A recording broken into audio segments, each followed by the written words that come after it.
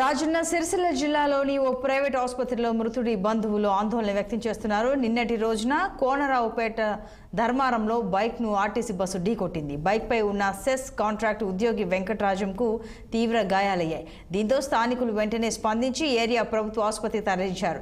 మెరుగైన వైద్యం కోసం కుటుంబ సభ్యులు సిరిసిల్లలోని ఓ ప్రైవేట్ ఆసుపత్రికి తరలించారు. ఎక్స్రేలు, స్కానింగ్లు చేస్తున్నామని డాక్టర్లు టైంపాస్ చేసి తమ నాన్న మృతికి కారణమయ్యారని ప్రైవేట్ ఆసుపత్రి డాక్టర్పై పిల్లలు ఆరోపణలు చేస్తున్నారు. ఆసుపత్రిలో ఒక్క డాక్టర్ మాత్రమే ఉన్నారని, రాత్రి వరకు వెంకటరాజంకు సరైన వైద్యం అందించక నిర్లక్ష్యం వల్లే మృతి చెందారని ఆసుపత్రిలో కుటుంబ సభ్యులు ఆందోళన చేపట్టారు.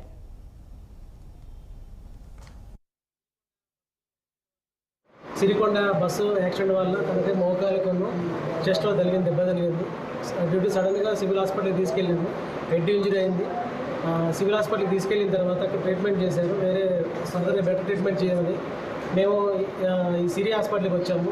కొత్త బస్ స్టాండ్ దగ్గర వీళ్ళు మార్నింగ్ నుంచి ఎక్స్రేలు, స్కానింగ్లు అని చెప్పేసి సాయంత్రం వరకు దీన్ని టైంపాస్ చేసేసి మన నాన్నను ఉచితంగా చంపేశారు.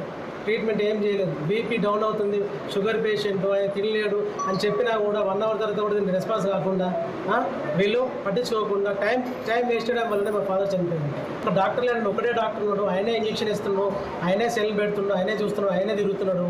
టోటల్ ఒక్కరు కూడా ఇక్కడ రెస్పాండ్ లేరు. మేడం మేము ఇప్పుడు 10 నిమిషాల ముందు వచ్చింది. ఆవిడ వచ్చేసి ఆ బాగా ఉన్నాడు, తీసుకెళ్ళిపోండి, పెద్ద బాగా ఉన్నాడు, వేరే హాస్పిటల్ తీసుకెళ్ళిపోండి, ఆక్సిజన్ పెట్టేసండి. చనిపోయిన తర్వాత ఆక్సిజన్ పెట్టమని చెప్తున్నారు.